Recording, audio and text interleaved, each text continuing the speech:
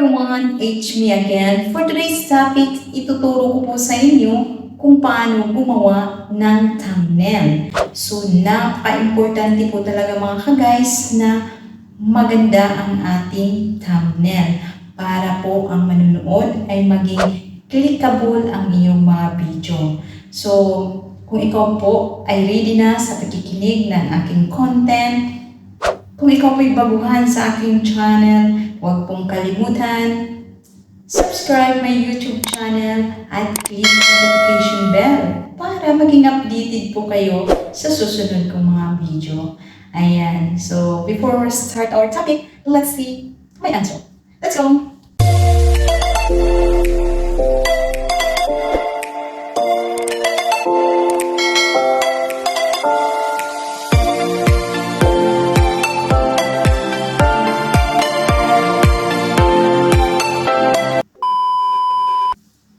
So, ito na mga ka-guys, no, kung paano ako gumawa ng thumbnail. So, talagang napaka-importante po talaga na meron tayong thumbnail sa ating mga video para maging clickable po ang ating mga video. So, unang tingin pa lang sa ating thumbnail, maklik na po ng mga manonood kasi napakaganda ang inyong thumbnail.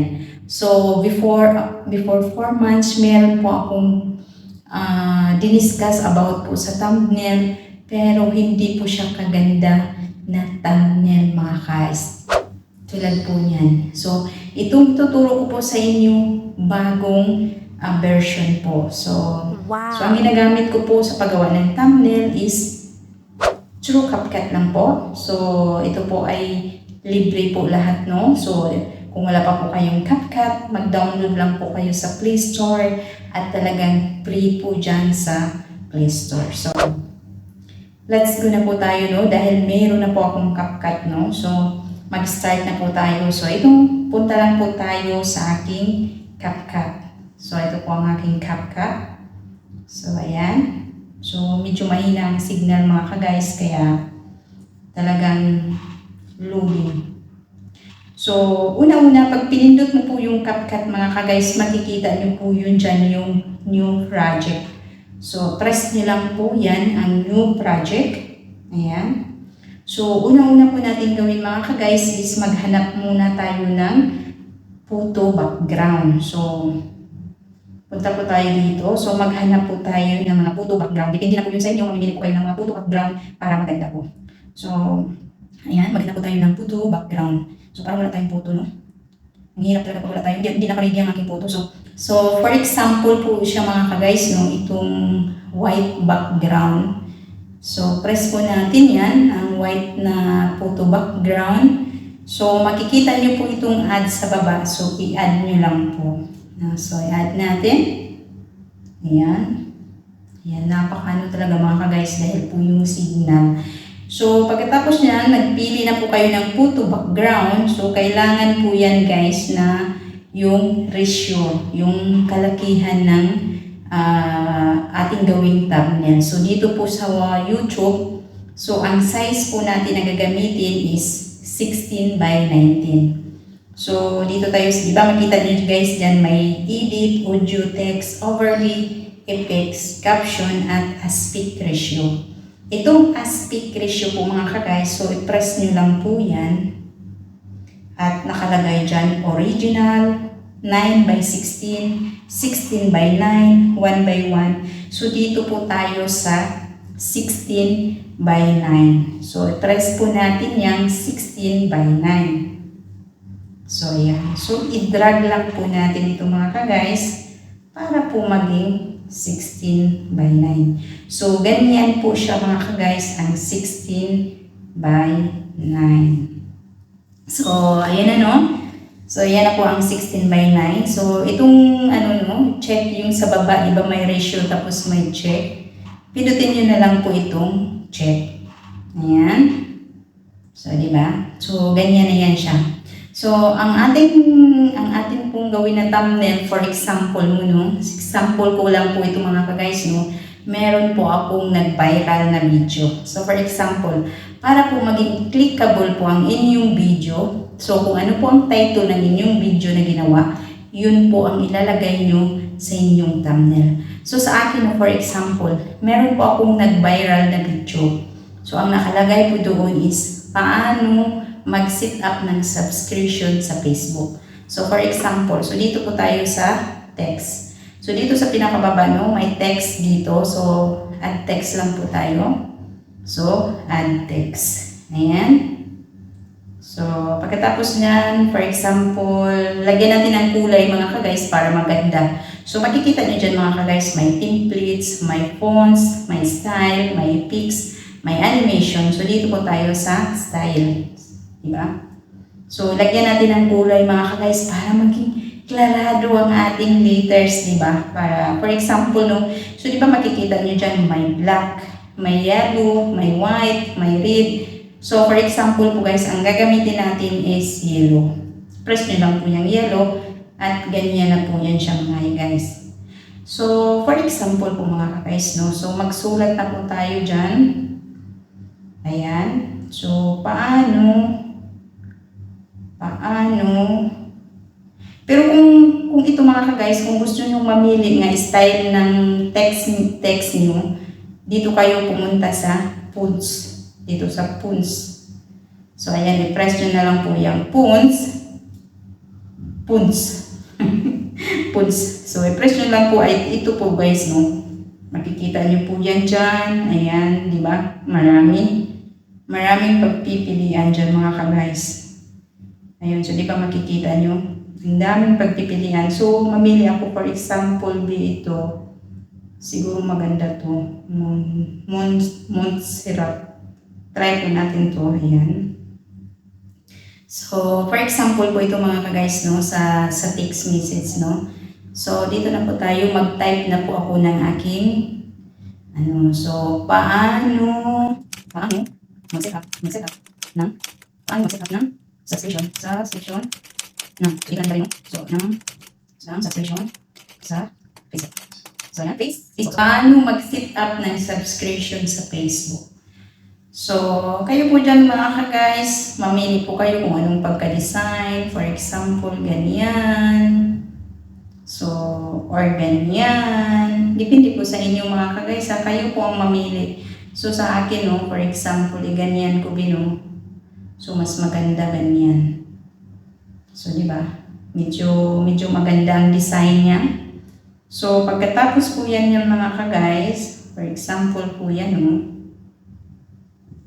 So, ganun na po yan siya mga paano mag-set up ng subscription sa Facebook. Ito po yung video na nag-viral ko po mga ka-guys, no. Kaya, share ko po sa inyo para maging may matutunan din kayo kahit pa paano dito sa paggawa ng thumbnail. So, pagkatapos niyan mga ka-guys, so, ganun lang po, press, at itong check, dito makikita to, pindutin nyo lang po itong check. So, pagkatapos niyan po guys, mag-add tayo ng ating picture. So, for example, mag-overlay po tayo. So, dito po tayo sa overlay ng ating picture. So, makikita nyo text, overlay, pics, caption, aspect ratio, at saka filter. So, dito po tayo sa overlay. Ayun, add overlay po tayo. At maghanap po tayo ulit ng photo mga ka-guys na tingnan natin. For example, ano bang photo na maganda dito? So, halos wala maganda ang photo. So, maghanap na ako guys ng photo na pwede kong So, ito. So, ayan. So, yan, maganda ito. So, try for example this. Ayan. So, for example, no, ito, no, aking picture. So, dito po atin ilagay yung picture at tanggalin po natin yung background ng ating picture. So, dito makikita nyo sa baba, split, animation, delete. So, makikita. So, ito pong remove BG, remove background. Ito po ang ibig sabihin ng remove BG. Remove background po ito mga ka-guys. So, press po natin yan at punta lang po tayo dito sa auto removal. So, ayan. Pindutin natin yung auto removal at di ba natanggal na. So, ito na po yun siya mga ka-guys. I-press nyo lang po yung check dyan. Ayan. So, di ba? So, dahil baliktad po ang picture na yan mga ka-guys, so, i-transform po natin. So, dito po tayo, maghanap back tayo ulit. at hanapin po natin yung transform para po maging maganda tingnan. So, hanapin po natin yung transform. Ayan po, makikita niyo po itong transform. Diba?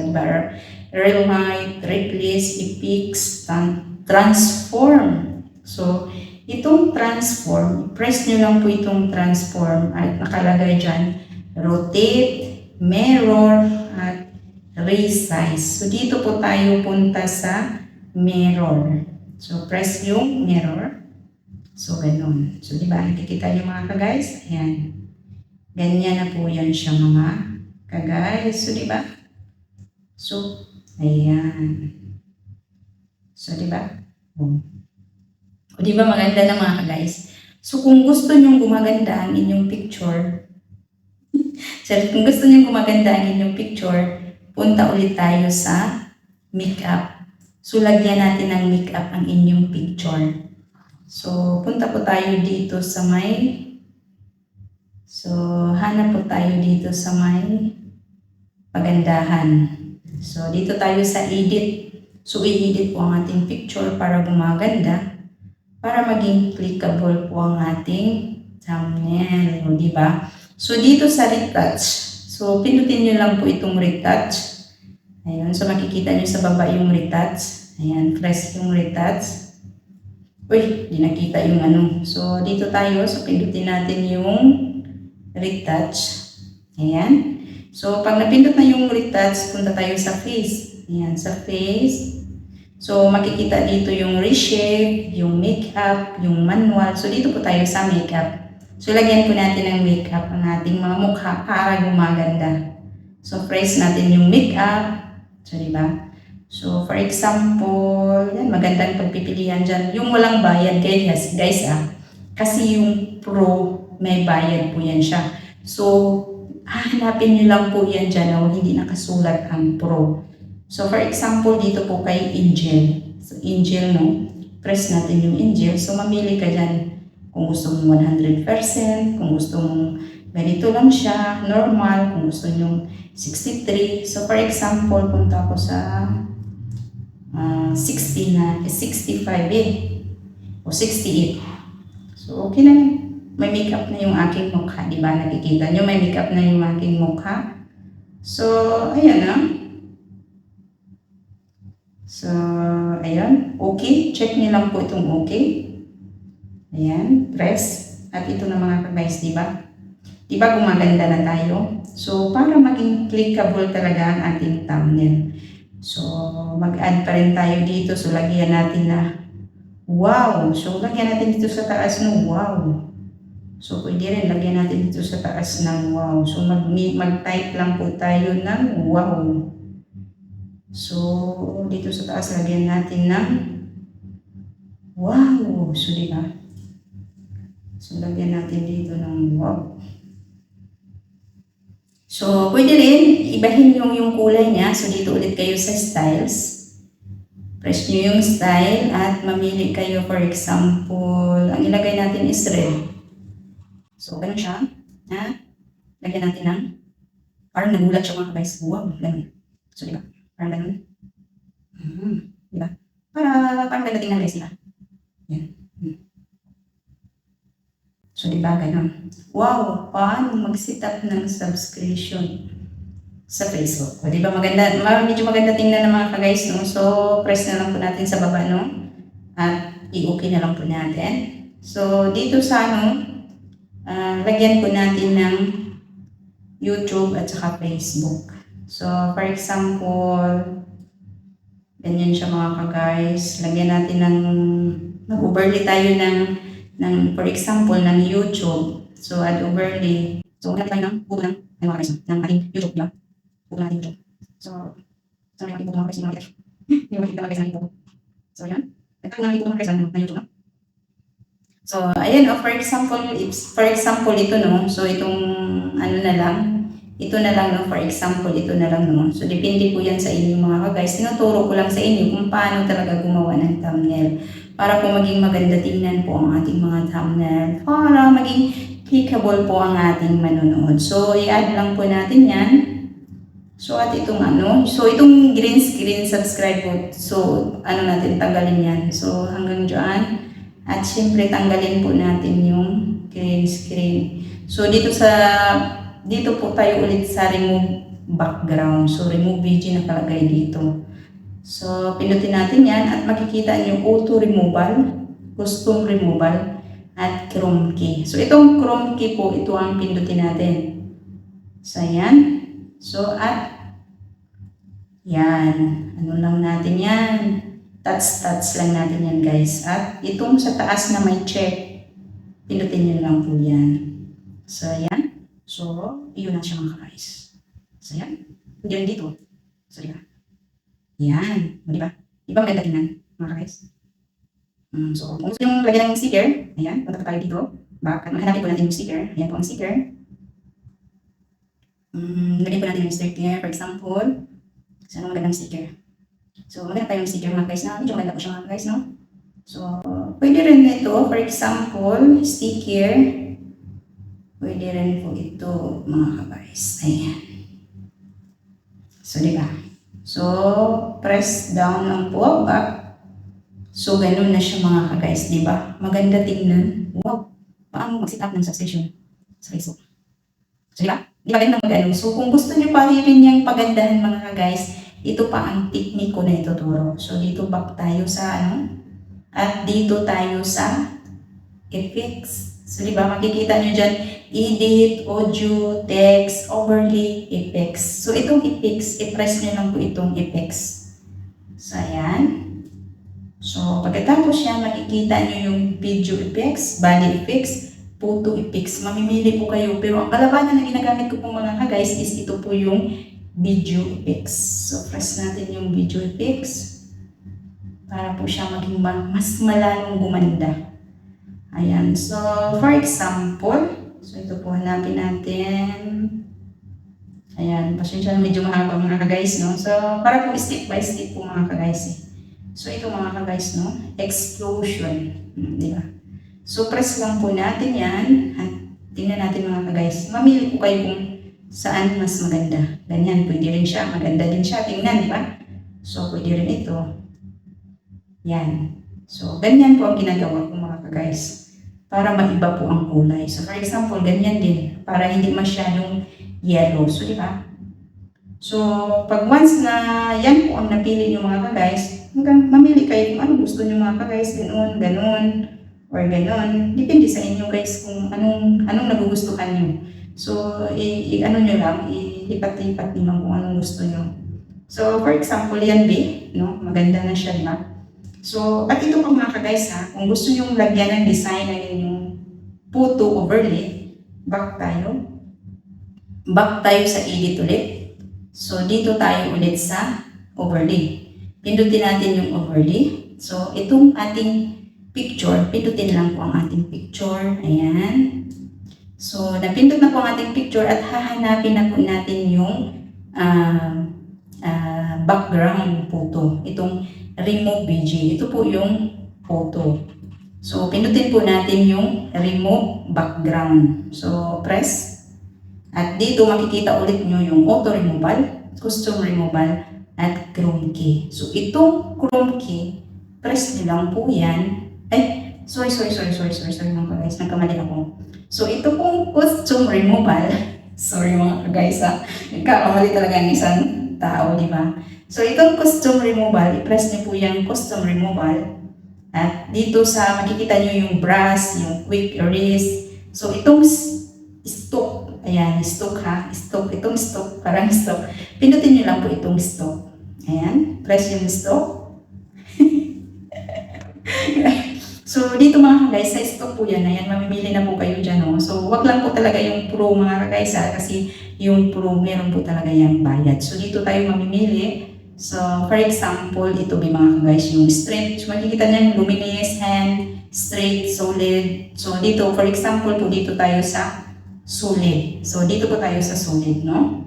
So, ayan. So, ayan, pinindot na natin ang solid. Titingnan natin mga guys, no? Yung size. Ilagay lang po natin sa 40. For example, lagay natin sa 48 or 45.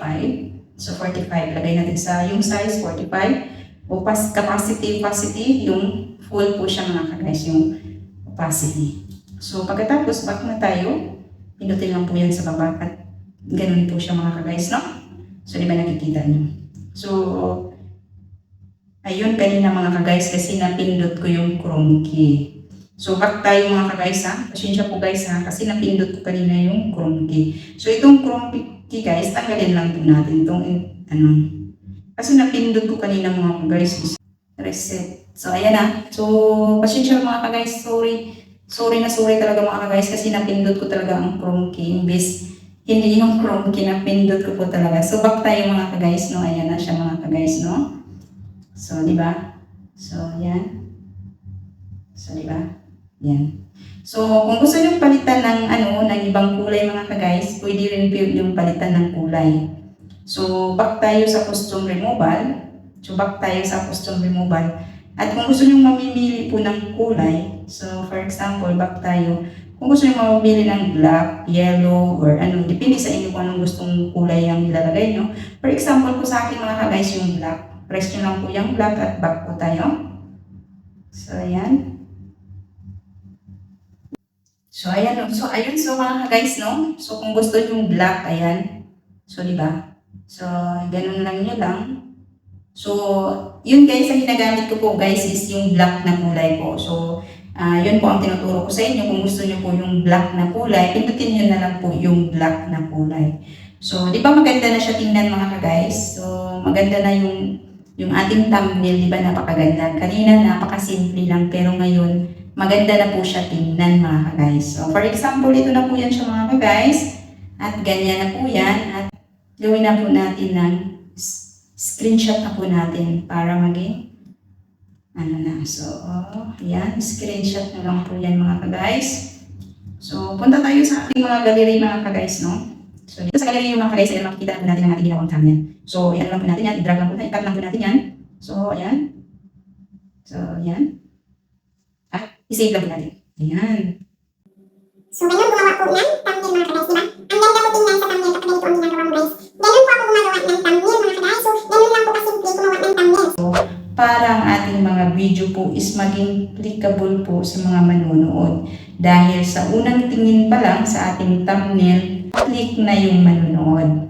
So, sana guys, nagustuhan nyo ang aking content at kung may natutunan po kayo dyan, bigay naman po ng thumbs up at comment po sa baba para malalaman ko po kung ano po ang inyong mga komento. So, hanggang dito na lang po ang aking content. Maraming salamat po sa inyong panonood. And God bless sa lahat. Bye-bye!